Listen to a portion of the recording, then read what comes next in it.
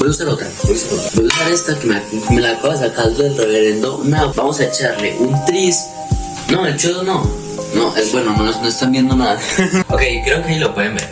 Básicamente lo que vamos a hacer es, como no tengo sartén para obviamente pues calentar la arepa, porque obviamente vamos a hacer arepa,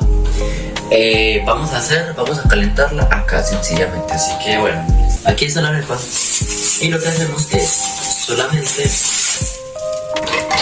ponerla ahí y ya, a ver qué pasa. Así que bueno, esta sí puede tardar un poco más porque obviamente